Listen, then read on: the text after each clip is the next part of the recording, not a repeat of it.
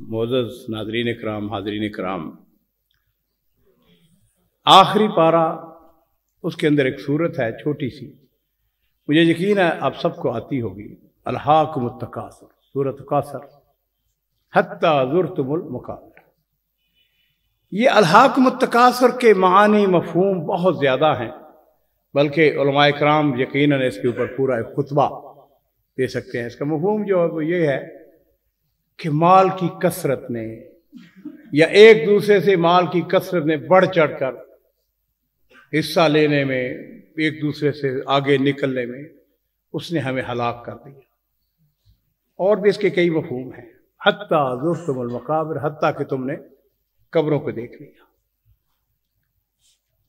15-16 साल पुरानी बात है, मैंने मलेशिया के अंदर कुआलालंपुर में अपना दारुस्सलाम की ब्रांच खोली।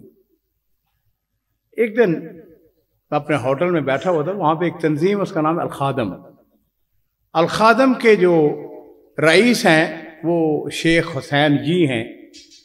ये मदीना यूनिवर्सिटी से फारिग हैं, चाइनीज़ हैं असलन, लेकिन वहीं पैदा हुए और बहुत बड़ा तबलीग का काम कर रहे हैं। अभी तो मैं 2 साल पहले, 3 साल पहले गया था, बहुत बड़ा उन्होंने सेंटर बना लिया है।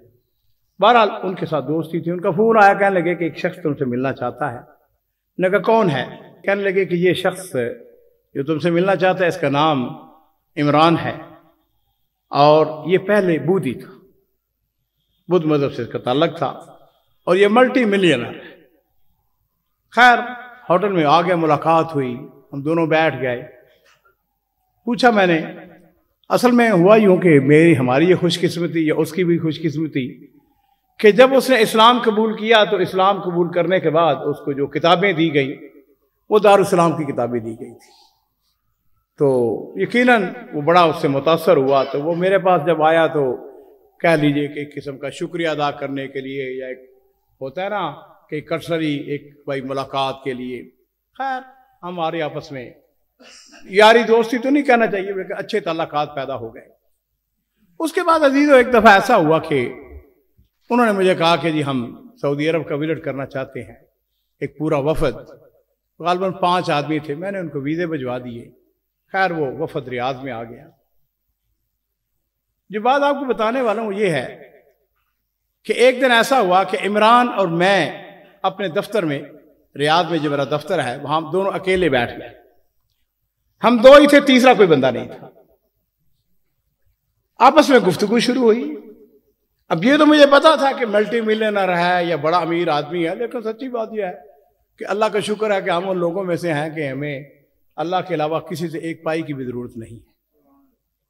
खैर मैंने उससे एक सवाल किया। मैंने कहा इमरान ये बताओ कि तुम्हारे पास कितने मुलाजिम हैं?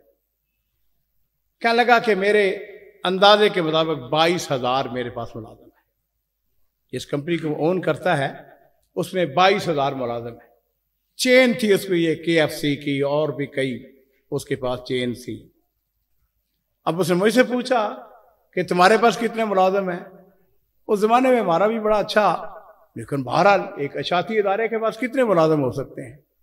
तो मैंने गिन गिना के बताया। मैंने कहा इमरान हमारे पास तो कोई 300 आदमी होगा जो दारुस्सलाम के साथ मुंसलिक है। कहने लगा अब्दुल मालिक मैं तुम्हें एक नसीहत करूं। मैंने कहा करो। कहने लगा अपने कारोबार को मजीद न बढ़ाना।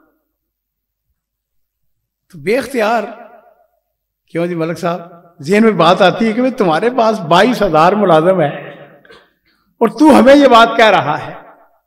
मैं हकीकतन अजीज़ों अपने जो तजर्बात, मुशाहिदात आपके साथ शेयर करना चाहता हूँ और कई दफ़ा करता भी और करता रहूँगा।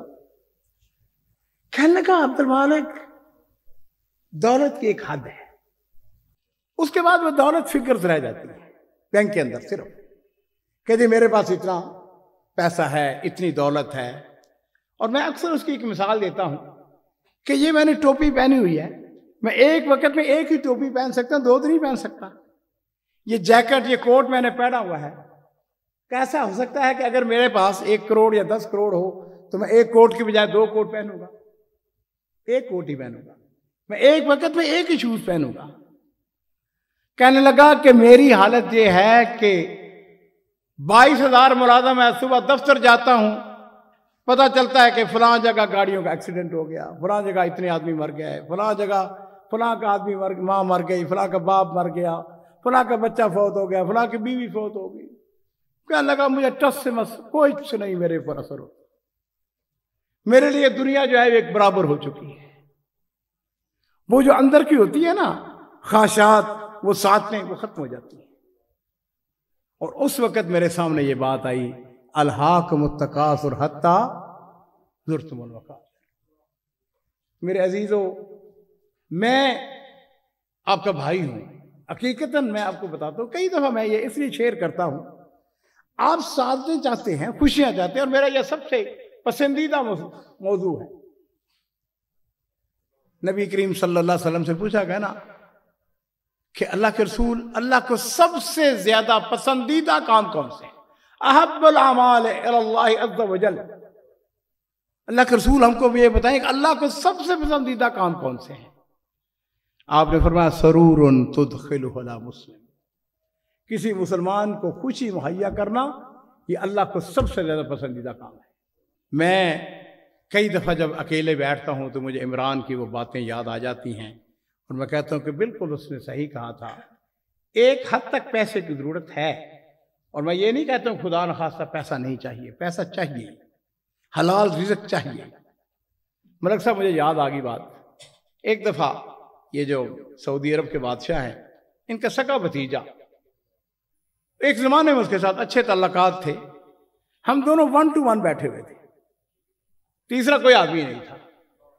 مجھے کہنے لگا عبد المالک اگر رزق حلال ہو تو مجھے 1 ریال کی بھی ضرورت ہے، اور اگر رزق حرام ہو تو بلینز بھی ہوں تو مجھے اس کی ضرورت نہیں ہے.